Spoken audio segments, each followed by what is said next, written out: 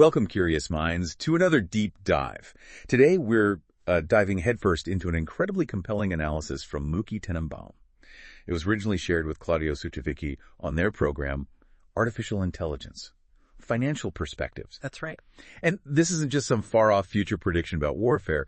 Tenenbaum's talking about the present, about how artificial intelligence is already, right now, fundamentally reshaping conflict as we speak. Absolutely. Tenenbaum brings a truly unique perspective to what's been happening, focusing specifically on how AI isn't just, helping out. It's profoundly transforming the very nature of conflict itself. Okay. So our mission today in this deep dive is really to pull out the most crucial insights from his analysis. We want to explore the implications, which are frankly enormous, and understand why Tenenbaum sees this current moment as such a huge shift, a seismic shift, really, in geopolitics and technology. Yeah. As we unpack what he observed, you'll hear about specific operations, really quite unprecedented stuff, the strategic shifts already happening, and, interestingly, the big economic ripples AI is creating across industries worldwide. So what Tenenbaum is looking at here are the recent exchanges between Israel and Iran. Something, obviously, a lot of people are watching very closely. But he zooms right in on one specific central thing. The unprecedented, undeniable role of AI in all of this. It's a perspective that really makes you pause and rethink what you thought modern military capabilities were all about. Okay, let's really get into this. Let's do it. So first up, Tenenbaum hits us with this observation that honestly kind of flips our understanding of modern conflict completely on its head. Right. He says this wasn't just a war with AI involved. It was a war defined by AI. He uses this really strong term, claiming it's the first time he knows of where an entire operation, maybe even a whole conflict, has been, quote, infected by artificial intelligence. And that word infected, it's striking, isn't it? But what he means, I think, isn't negative like a disease. It's more like AI has permeated everything. Yeah. It's not just the separate tool they pull out sometimes. It's woven into the entire operational body, you could say. From the very beginning, gathering intelligence, through the strategic planning, the real-time adjustments on the fly, and even, critically, the defensive responses. AI is embedded in the fabric of how decisions get made and how actions are executed. It's not just helpful anymore. Right. Tenenbaum argues pretty forcefully that operations like this just couldn't be done the same way without this deep AI integration. Think about that. It's not just making things faster or easier. Yeah. It's enabling completely new ways of fighting. It's changing the very essence of how you plan and run a conflict. That deep penetration, that's the infection he's talking about. And this isn't just like speculation anymore, is it? He really emphasizes that this has been proven in the real world. Exactly. He uses this great Argentine saying, en la cancha se ven los pingos. Okay. What does that mean? It roughly translates to racehorses are seen when they run. Or, you see how good they really are on the racetrack. Ah, okay. Makes sense. So while we've talked endlessly about AI's potential in war, written papers, run simulations, Tenenbaum says this is the first time we've truly seen it perform so decisively on the field, in live combat, proving its critical capabilities. It's where the theory meets reality. It shows AI isn't just a concept anymore. It's a real operational force, and its effectiveness is now, proven. Not theoretical. Proven. Proven. Yeah. And that distinction is absolutely key to understanding where this is all going.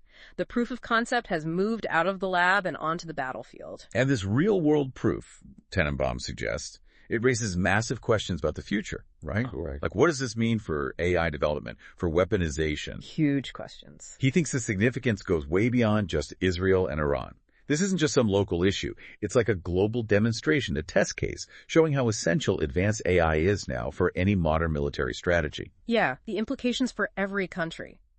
Their defense budgets, their R&D, it's immense. He's basically signaling a new era of military competition where AI capability is the new measure of power. Okay, so moving beyond the concept, Tenenbaum gets into specifics. He shares these incredible, almost hard-to-believe details about Israeli Mossad operations. He paints AI as this relentless, super-precise guide. Yeah. He states the Mossad had been prepping for this specific Iran operation for a year and a half. And here's the kicker.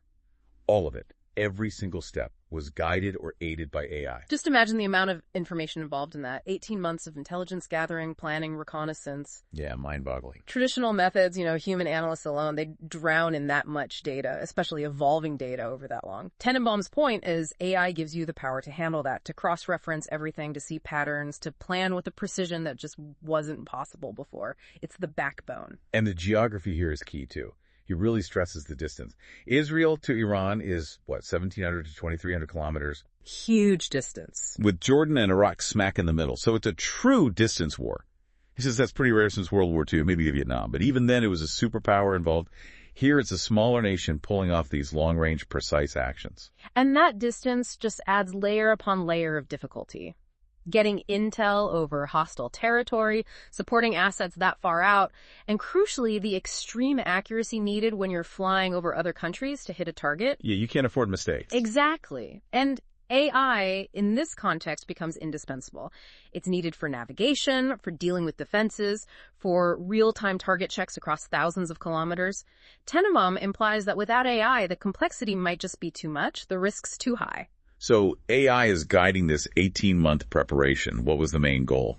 Tenenbaum says it was finding specific people and things, right, key figures in Iran's atomic program, top military and paramilitary leaders, and critically missile locations.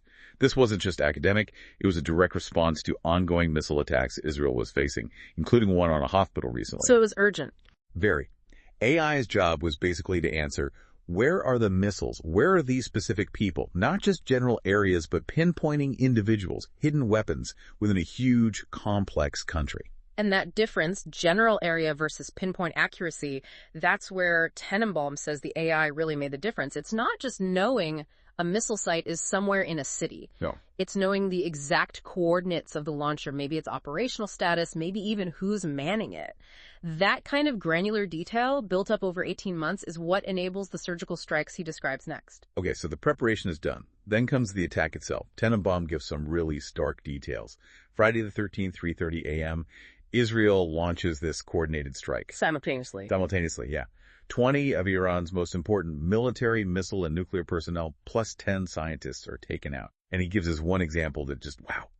To avoid collateral damage, drones fired missiles directly into the apartments of specific targets. Into their apartment. Yeah.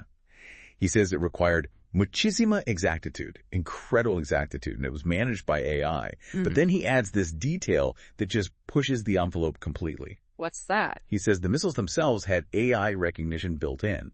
They could verify the target was actually in the apartment, or maybe even recognize the person's face before detonating. Okay, wait. Facial recognition on the missile before it hits. That's what Tenenbaum claims. Wow. I mean, that level of precision managed by AI down to recognizing a face in a room, that is truly eye-opening. It's a level of surgical strike capability that, honestly, traditional warfare just can't achieve. Right. Conventional bombs, even older guided missiles, there's always that risk of hitting the wrong place, hitting civilians. Exactly. But this, if Tenenbaum's account is accurate, suggests an unprecedented level of discrimination. Hitting a specific person in a specific room. It minimizes unintended casualties while maximizing the mission's effectiveness. It feels like a different kind of warfare entirely. It absolutely is. It opens the door to operations that might have been considered impossible before, or just too risky because of potential collateral damage. It fundamentally shifts the tactical options available. Precision, like we've maybe never seen before. Now, Tenenbaum doesn't just present this Iranian operation as happening in a vacuum. He actually traces how AI's role has grown in earlier Israeli operations. Yeah, he shows a progression. Exactly. A clear path from AI being more passive, kind of the background, to where it is now absolutely central. It's like watching AI climb this ladder of responsibility in military tech. He uses that term in Crino, right? Like in music, a gradual buildup. Yeah, exactly. A growing scale of AI involvement. It suggests this wasn't some sudden revolution, but the result of years of development, testing, and applying it in the real world. Each step built on the last. Makes sense. So where does he start this progression? He talks about the Beirut Viper attacks against Hezbollah. That was that really strange event where thousands of pagers and walkie-talkies just exploded all at once. I remember that. Yeah. Wild. Wild is right. Yeah. And Tenenbaum says AI's main job there was sophisticated data collection and really rapid processing. Israeli drones were overhead, instantly getting location data for every single blast. Okay. All that raw data, tons of it, pouring in real time, was fed straight to AI systems. And the result, according to Tenenbaum, the AI crunched the numbers, figured out patterns, and allowed Israel to effectively, quote, destroy Hezbollah in 2 weeks, but with most of the critical damage done in just a few hours. A few hours. He says the AI knew where each person was, who was with whom, and at what time. It rapidly located Hezbollah leaders, their missile caches, everything. He calls AI's role here receptive. Receptive, meaning it was taking in information. Yeah, taking in massive amounts of complex dynamic data and making sense of it incredibly fast. Faster than any human team could. It provided the intelligence, but wasn't directly, say, firing the weapons yet. It was an intelligence multiplier like never before. Okay, so that's step one, receptive intelligence. What's next? Next, he points to the Hamas tunnel network in Gaza. AI was used there to understand that incredibly complex, maze-like entremado, that network of tunnels. Right, mapping that huge underground system. Exactly, which is vital, obviously, for understanding that battlefield. But Tenenbaum calls this an even more passive task than the Hezbollah operation. It was about mapping and understanding something complex, but mostly static, not processing dynamic real-time explosions like in Beirut. So passive analysis of a structure, then receptive analysis of real-time events. And then finally the operation against Iran, where AI is practically programming the mission, guiding the strikes, maybe even confirming targets.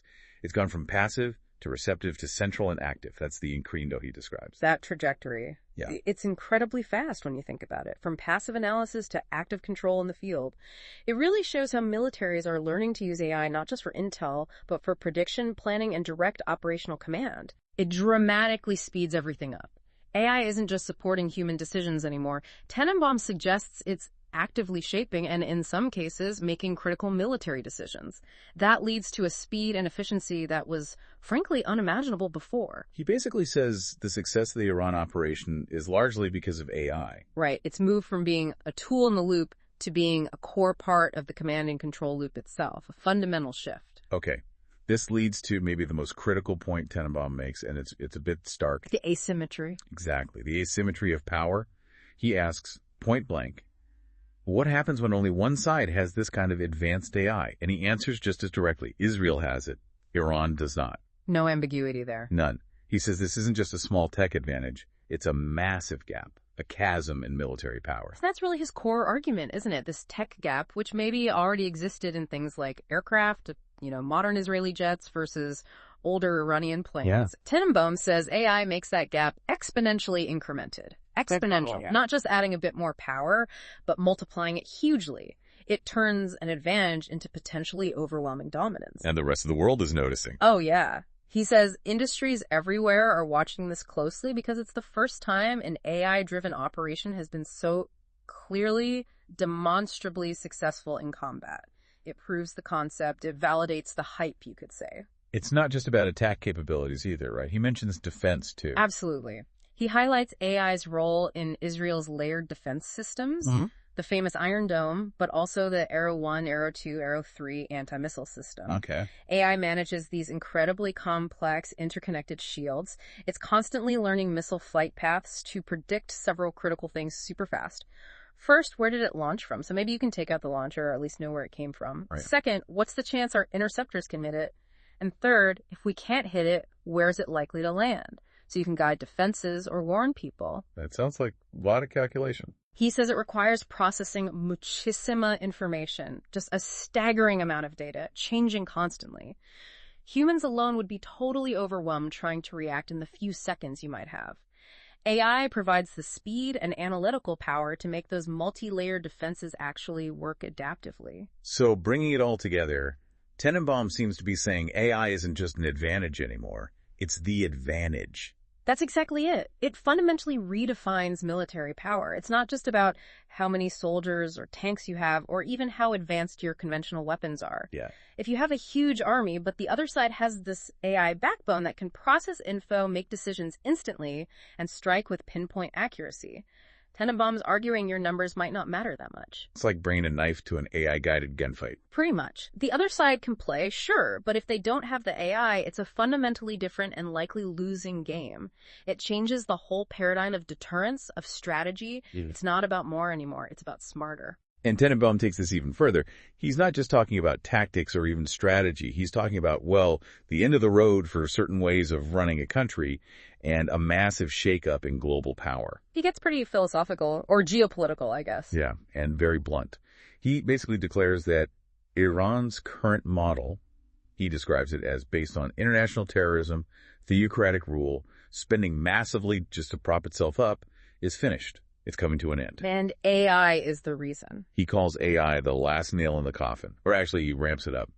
All the nails in the coffin. Driven by a pneumatic nailer. Pow, pow, pow. Wow, okay. He compares it to how similar rigid systems fell in places like Iraq and Syria. Yeah. He sees a historical pattern where inflexible, technologically behind systems just crumble when faced with something far superior and adaptive. So his argument is that AI exposes the weaknesses of these kinds of states. Exactly. The speed, the precision.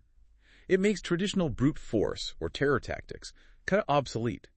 You can't outspend or out-terrorize an enemy who can neutralize your key assets and people so efficiently with minimal risk to themselves. It's like AI creates a new kind of asymmetry that counters the old asymmetric warfare tactics. Interesting twist. And then he makes this really provocative claim about the demographic bomb. Gaddafi's old idea. Right. The idea that just having huge populations could eventually overwhelm superior technology. Tenenbaum says, nope, not anymore. Not in an AI world. Why not? His reasoning is pretty radical. He argues AI can now do so much, manage complex social systems like pensions, perform vast amounts of labor, that sheer human numbers become less important strategically. He suggests human influence gets reduced mostly to, like, interacting with computers and voting. Even public opinion, like the strong international criticism Israel often faces, Tenenbaum argues, becomes increasingly irrelevant when AI provides such decisive military outcomes. That's a really profound thought, and maybe a bit chilling. The idea that population size, historically a huge factor in national power, might not matter as much. Yeah. If AI handles the labor, the fighting, maybe even some societal management, where does that leave the strategic value of just having lots of people? It challenges a lot of traditional thinking. Tenenbaum seems to imply humans, except for the AI developers and operators, become more passive players in national power. And he points to the international reaction or lack thereof as evidence. He notes Israel didn't face significant opposition from major powers over this. Right. Just what he calls ragtag nations, Cuba, Venezuela, Nicaragua. But the big players, Russia and China, were noticeably quiet. Which Tenenbaum sees as significant. Very. He thinks their silence shows they understood the implications, that they were maybe concerned, realizing the impact of this AI advantage. And this leads him to talk about the sheer effectiveness, the contundency, he calls it. Yeah, that word contundency, meaning overwhelming, decisive, swift effectiveness.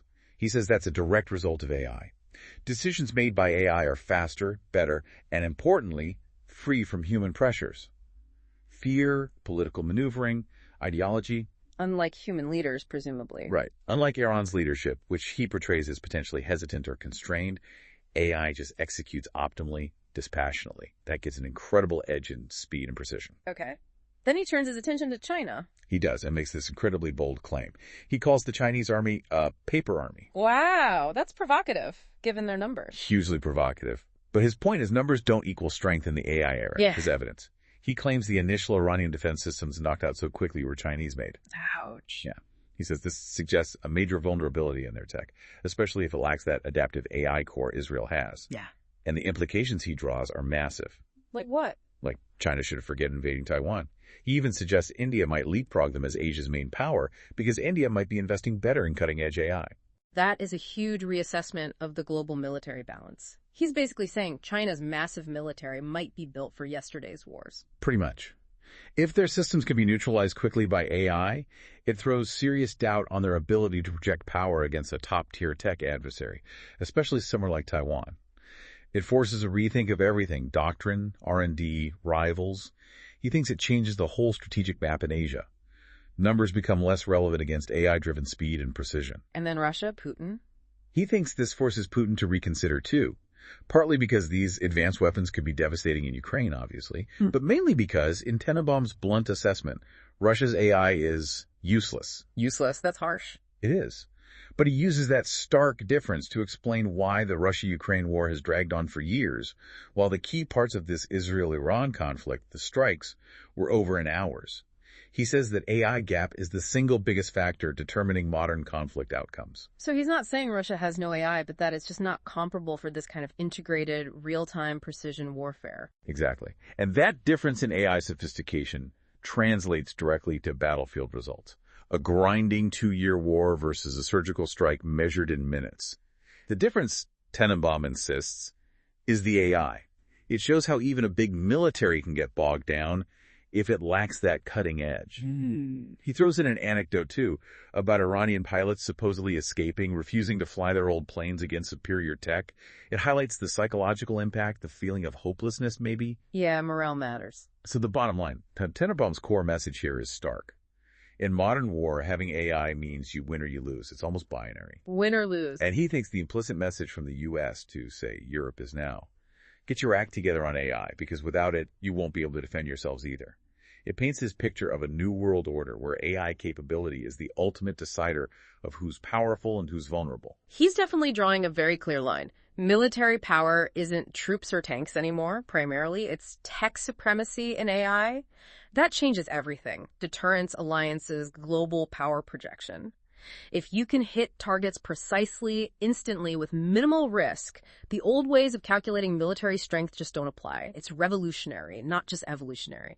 AI is the arbiter of power now. Which logically leads to the next big question Tenenbaum tackles. Who cashes in on this? Who benefits financially from this new reality? And, maybe even more importantly, how do you control technology this powerful? Yeah, the money and the control. If AI is the new power, the economics and security around it become central. Tenenbaum connects the battlefield directly to the market. He sees military AI as the big business for the coming years. Why? Because countries are spooked, they see threats, and now they have undeniable proof that this AI stuff works. Right. The success makes it irresistible. Exactly. It makes it a super attractive investment. Right. He uses that phrase, success has many fathers, meaning victory always draws money and innovation. Military AI is no different. The combat validation just lit a fire under that market. Makes sense. And he points to the Tel Aviv Stock Exchange as proof. Surprisingly, he says it didn't stop rising during the conflict. And the Israeli currency, the shekel, got significantly stronger. Interesting. He argues that's the market showing confidence in Israel's tech and defense, underpinned by AI. Investors immediately got the strategic significance. So the markets are already pricing in this AI advantage as a core economic asset, not just military. It's about stability, growth, the whole ecosystem. And Tenenbaum names, basically sketches out the new military-industrial complex. Who benefits? First, cybersecurity firms. You mentioned Skyscale, dark public companies, critical and networked warfare. Then big tech and cloud providers are huge winners. Oh. Microsoft, through OpenAI and Pentagon work. Raytheon, the big defense contractor, obviously integrating more AI.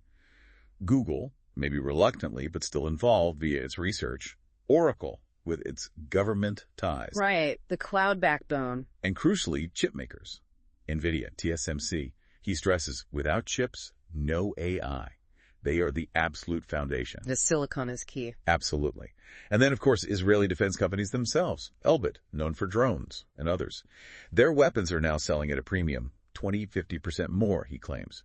Israel is becoming a major AI defense exporter. So it's not just about tanks and planes anymore. It's the whole digital stack chips, cloud, cyber, AI software, integrated systems. Tenenbaum's mapping out how tech industry and defense are merging. Yeah, he talks about that shift away from Fierros. That's like old school hardware, tanks, piloted jets. Right. Towards AI-driven systems, drones, autonomous vehicles, predictive analytics. These reduce human risk, which is a huge factor. And that's where he says, the more sign must go from the equations. There is no more, there is better, and better is more AI.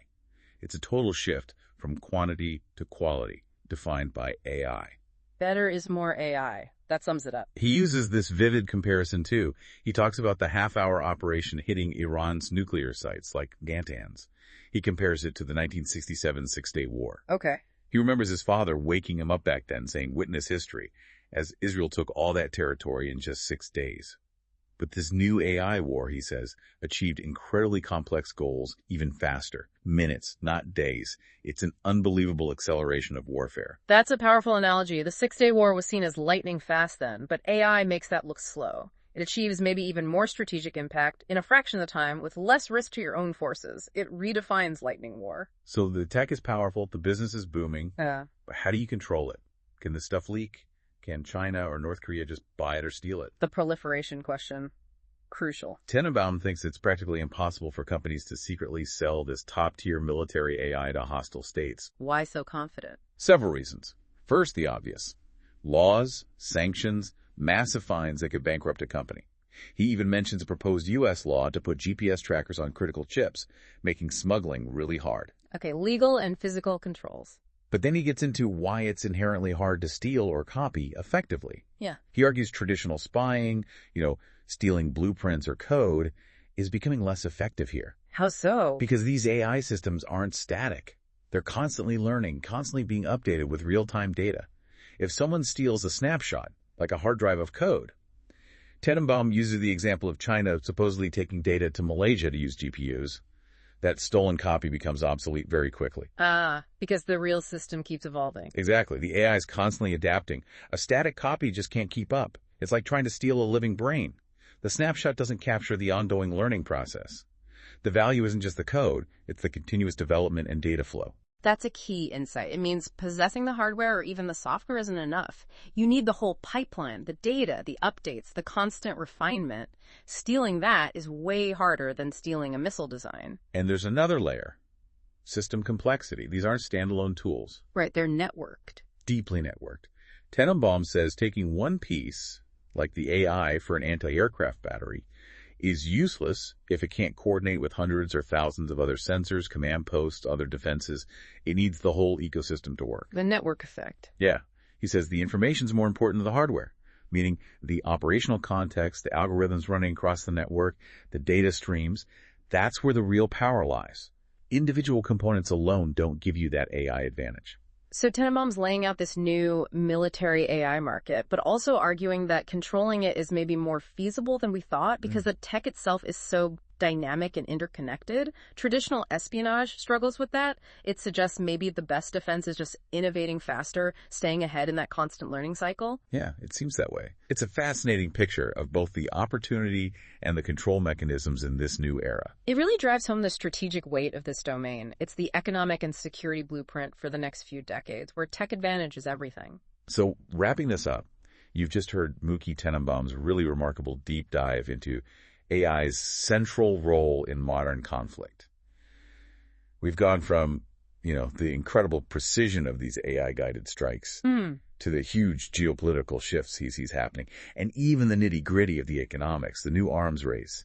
It's clear, listening to Tenenbaum, that AI isn't just some add-on anymore. No, it's a central transformative force. Yeah, reshaping warfare, global power dynamics, and maybe even raising questions about, what it means to be human when machines are making decisions this critical, this fast. Absolutely. The implications are just enormous. As Tenenbaum puts it so starkly, win or lose now really seems to hinge on AI capability.